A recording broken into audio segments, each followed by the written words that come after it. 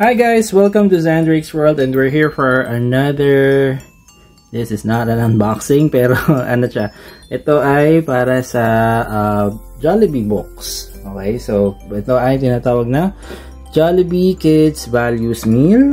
Ayan So finally, nakuha na natin yung inaantay nating box. So this is part 2 ng ating unboxing, not unboxing, yung book presentation natin itong Jollibee box na ito.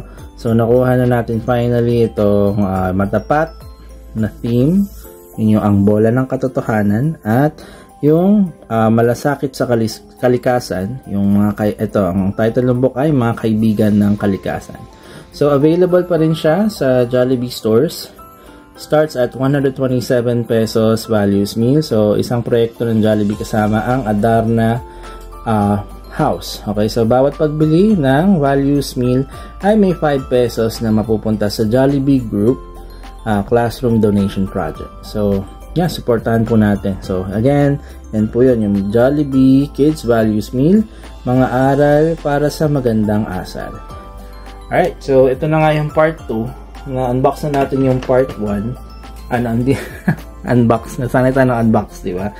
So, na-present na natin yung part 1. Yung ibang theme ng box. So, kung gusto niyo pong balikan yon, puntahan niyo po yung part 1 nitong video. So, na-delay itong video na ito dahil matagal po bago po na-release tong mga items na ito dito sa amin sa Muntinlupa. Parang nung isang araw ko pa lang siya nakita dun sa store. Nung isang araw is, kailan ba yun? That was Tuesday or Monday. Okay, so ayan nga, nagtagal yung pag-release nito. Inuna kasi nila yung 3 books, yung Magalang, na ang title ang Hari ng Palaruan, yung Mapagbigay, na ang title ay Ang Pinakamasayang Pista, at yung Responsable, na ang title ay Ang Naghihintay na Homework. So ito naman yung mga bagong not totally bago Hindi ko alam kung ano nangyari, kung bakit nagkaroon ng delay sa release nitong ibang books. Pero hindi naman na bago yun. Nagkakaroon talaga ng delays paminsan-minsan sa Jollibee. Okay? Kahit sa ibang stores, kahit hindi Jollibee, may mga kulang na items. Minsan ganoon talaga. Kulang ng delivery. Hindi na yung inventory. Mga ganong bagay. Pero hindi ko alam specifically kung bakit na-delay. And bago tayo mag-start, if you're new to this channel, please don't forget to subscribe to our channel and hit the notification bell. And I can also comment comment kayo below kung anong tingin niyo dito sa ating i-present na box. At maganda na rin kayo mag-follow sa ating social media accounts sa Facebook, Instagram, TikTok, and X. Alright, so simulan na natin ang ating book presentation. So, let's start with this one. Okay. So, ang bola ng katotohanan. Okay, so ayan siya. Okay. Bola ng katotohanan. So, nandito nakikita niyo si Jollibee, si Turley. Sa likod nila ay may rainbow. Then, may isang batang babae. At meron ditong calico na cat. Calico, yung 3 colors na cat.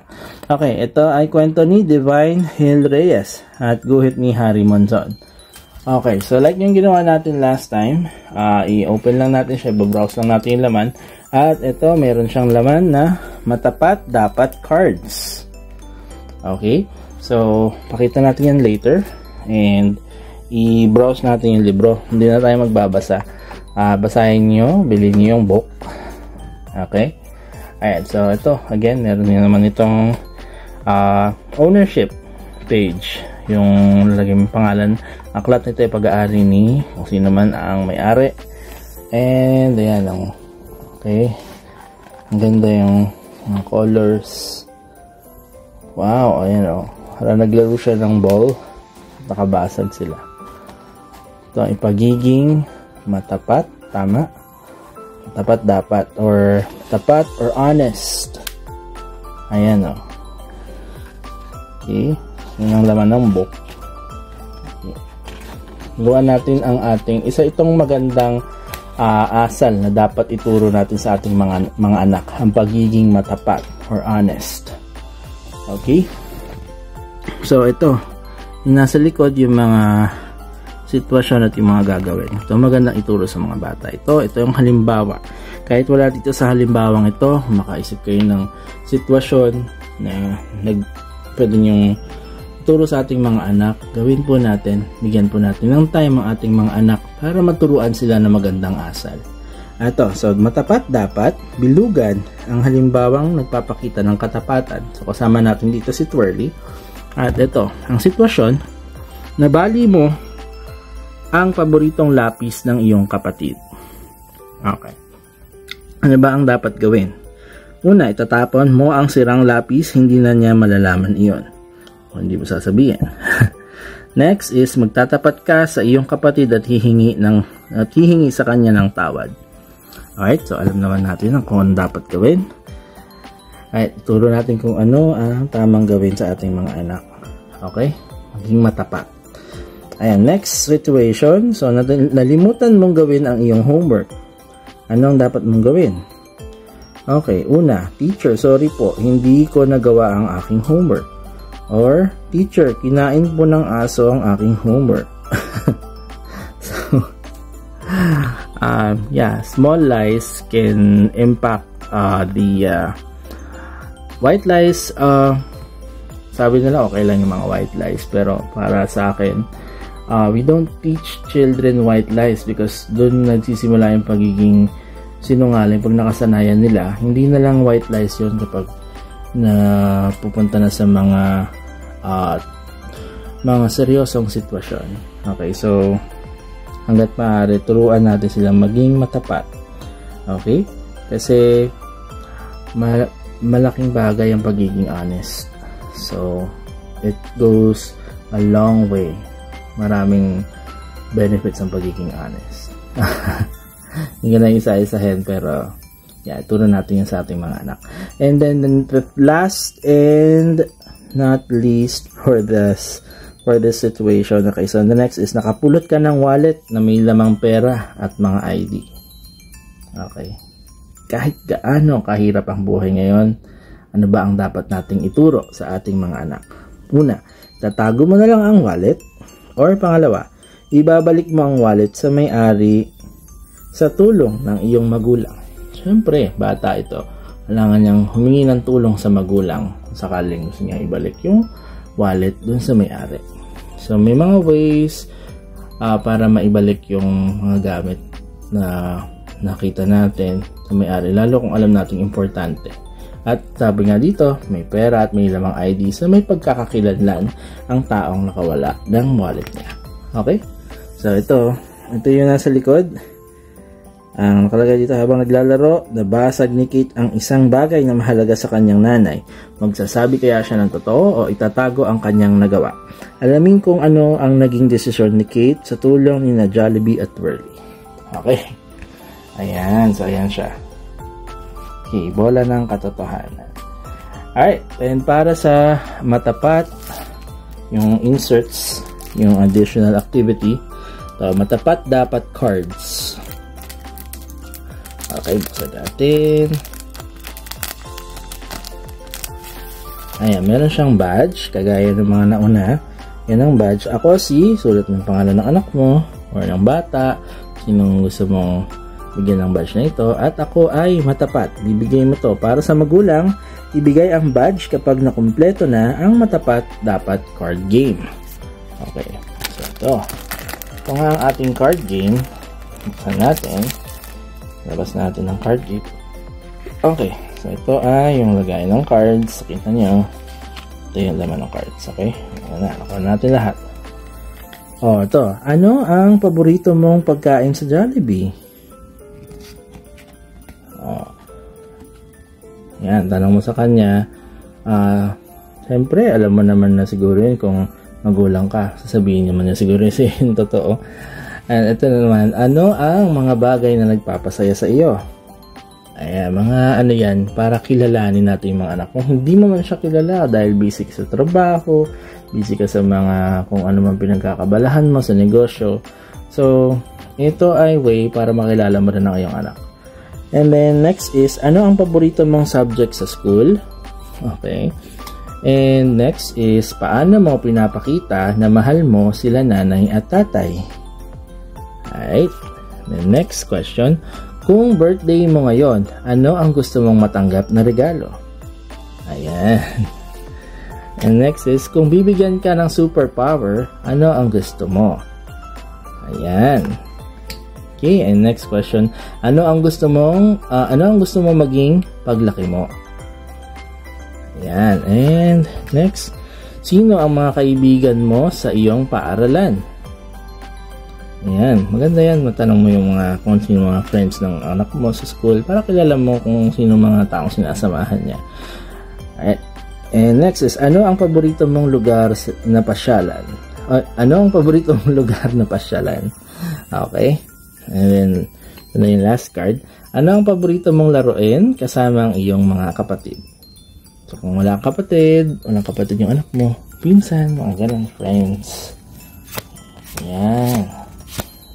Okay, so it's color-coded si Jollibee. Dalawa kay Jollibee, dalawa kay Pearly, dalawa kay Hetty, pink, dalawa kay Popo, blue, and dalawa kay Mr. Yum. So, 10 cards ang laman niya. Okay, balik na natin yung matapat cards dito. Yung badge. At tigay natin dito. Pag may time kayo guys, gawin nyo itong mga activities na ito sa inyong mga anak.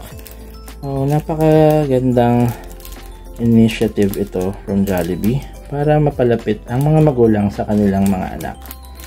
At bilang magulang, magbigay nga tayo ng time sa ating mga anak. Okay, kahit gaano tayo ka-busy, hindi umiikot ang mundo sa pera, negosyo, at kung ano pa. Family first. Ganun. Okay.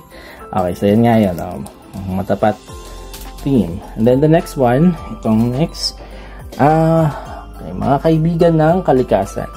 Okay, so kwento ni Russell Molina, guhit ni Jamie Bauza. Okay, tingnan muna natin yung likod. Okay, so sabik na sina Angelo na pumunta sa ilog para maglaro at lumangoy. Pero hala, ano itong sumalubong sa kanila? Alamin kung paano na ibalik ang saya at sigla ng ilog sa tulong ni na Jollibee at Yum. Okay, so meron din tong laman sa loob. Okay, ito yung may badge at meron ding activity. So mamaya titingnan natin yan. Okay, so ipakita natin kung anong laman kung ano yung laman ng libro. Siyempre, ito ulit. Okay, yung pangalan ng bata. Okay, ito yung title. Ayan, ganyan siya. So, pupunta nga sila sa ilog. May dala sila mga salbabida. Ayan, swimming sila. Snorkel. Okay, wow. Ayan. Nakita sila na maraming basura sa ilog. Ayan. Okay, so naglinis sila. Pero basahin niyo po ang kwento. I'm sure may mapupulot po tayong aral dito, lalo ang ating mga anak. So ito, si Yam. Si Yam naman ang kasama natin dito para sa activity na makikita sa likod ng libro. So, okay. Kaibigan ka ba ng kalikasan? Bilugan ng halimbawang nagpapakita ng malasakit sa kalikasan. Okay, so ang mga anak natin, turuan din natin sila maglinis, maglinis ng kalikasan natin kasi sobrang init na ngayon, di ba? At lalo na nagbabaha. So yung mga basurang tinatapon natin, dapat na ituturo natin sa ating mga anak kahit paano kung paano ang tamang pagtapon ng basura at huwag magkalat, mga ganun bagay. Yan ay part ng pagiging responsable. At bilang mga magulang, responsibilidad din natin yan sa ating mga anak na maturuan sila ng mga ganitong klaseng asal. Okay? Kasi sila ang ating, totoo yun, ang kabataan ng pag-asa ng bayan. Kung wala silang alam sa mundong ito, paano na sila sa mga susunod na taon, susunod na mga henerasyon, anong ituturo nila sa mga magiging anak pa nila. Diba?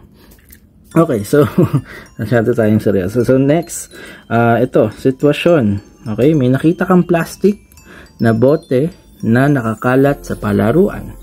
Okay, anong iyong gagawin? Okay, iwasan na lang o kaya hakpangan o pulutin at itapon sa basurahan. Okay? So, alam naman natin siguro ang dapat gawin, ang dapat ituro sa ating mga anak. Ang next na sitwasyon, may balot ka ng candy pero walang basurahan. Anong gagawin? So, ibubulsa mo muna ito hanggang makakita ng tamang pagtatapunan o itatapon mo na lang ito kahit saan. Alright? And then the next one, yung last, kailangan mong magbaon ng tubig sa inyong field trip. Anong gagawin? Magdadala ka ng sarili mong tumbler or bibili ka ng plastic na bote ng tubig sa canteen. So, may mas mainam na sagot dito sa dalawa. So, yeah. Alam naman natin yan. So, yeah. Kaya natin ituro sa mga anak natin yan. Okay, so yan yun mga kaibigan ng kalikasan. Okay? Kailangan tayo, bilang tao, ay marunong tayong makibagay sa kalikasan. At alagaan natin ang ating kalikasan para sa ating pamumuhay. So ngayon, nararamdaman na natin ang effects ng pagpapabaya sa kalikasan. Okay, so let's move on to the activity book. The activity na kasama ng book. Okay, so ito yung, okay, may badge dyan. Ako si blank at ako ay may malasakit sa kalikasan. Pero tanggalin mo natin. Okay, so ito, sticker ito eh. Okay, yun yung badge. Sticker nga ba to or papel lang? Okay, it's papel. Okay, pa-pop out mo lang tong badge. Okay. Tapos ito din, nakalagay dito, tapusin ang gawain sa bawat petal at idikit ito sa bilog para mabuo ang bulaklak. Kumplituhin ang lahat para makakuha ng malasakit sa kalikasan badge. Okay, so ika-cut out mo ito, tapos ito ay mayroong double-sided tape. Tatanggalin mo yung double-sided, ipa-pop out mo to. At syempre, kapag nagawa niya to, idikit mo to dito para maging flower siya. So, ano ba itong mga petals na nandito? Ayan o. Gumamit ng eco bag. Ayan, favorite ka, maglaro ng eco bag. Ito. Next, patayin ang ilaw kapag hindi ginagamit. And then next, magdala ng reusable tumbler. Next, magdilig ng halaman. And next, itapon ang basura sa tamang lagayan. Okay? So, yun, ang mga hakbang ways para maturuan natin ang ating anak na maging kaibigan ng kalikasan. Alright? So, there you go.